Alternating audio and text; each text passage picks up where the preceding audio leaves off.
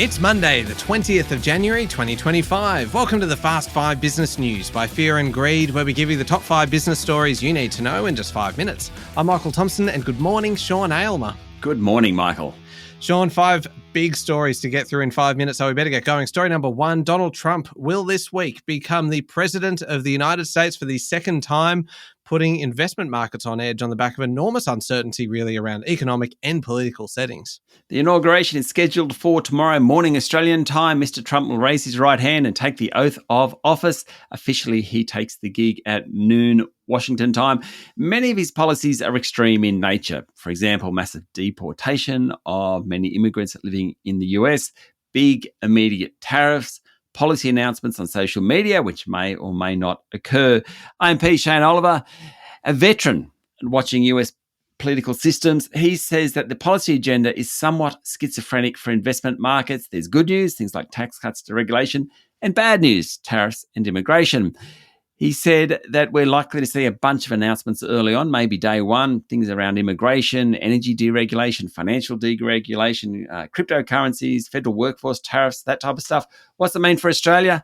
We don't sell a hell of a lot to the US, Michael. 4% of our exports go there. So the tariffs won't have much of a direct impact, but we will feel it if there's a global slowdown, and particularly if there's a slowdown in China, Michael. And just quickly, Sean, before we leave US politics, the inauguration will shift indoors, ostensibly because of the frigid weather in Washington, D.C. I bet the security team are breathing a sigh of relief on that one. He'll be sworn in inside the Capitol building, then host a modified inaugural parade at the Capital One Arena on the other side of town.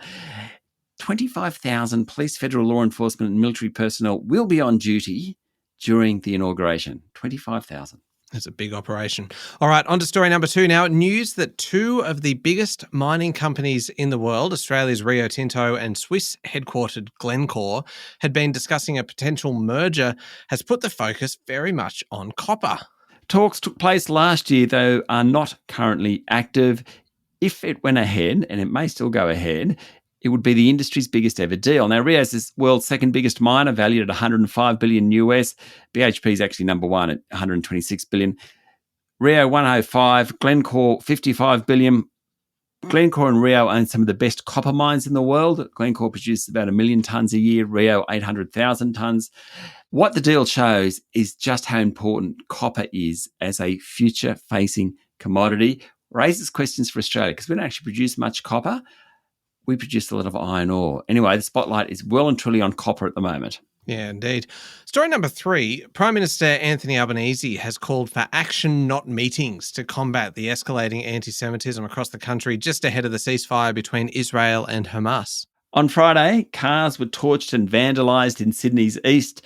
The former home of high-profile Jewish leader Alex Richin was doused with red paint. Anthony Albanese and New South Wales State Premier Chris Minns yesterday said federal and state action would be taken to clamp down on anti-Semitism. Of course, this is all going on while as the ceasefire between Hamas and Israel takes effect.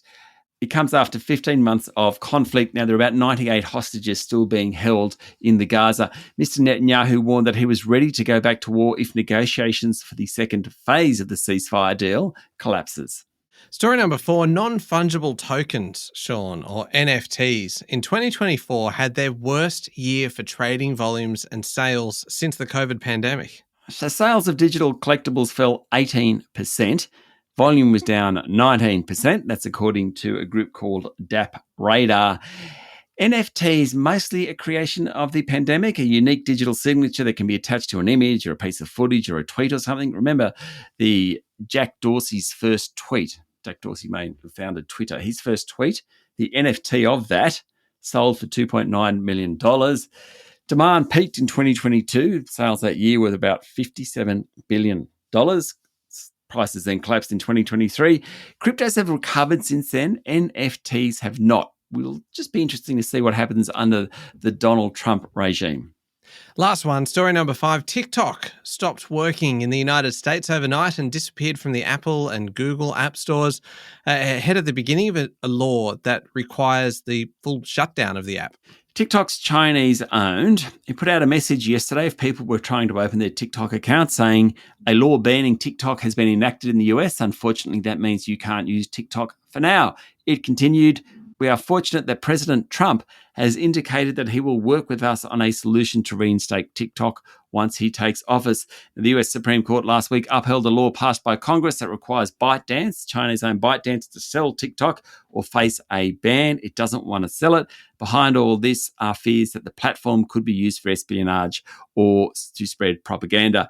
Mr. Trump said he would most likely give TikTok a 90-day reprieve. He spoke to the president of China, Xi Jinping, about it over the weekend.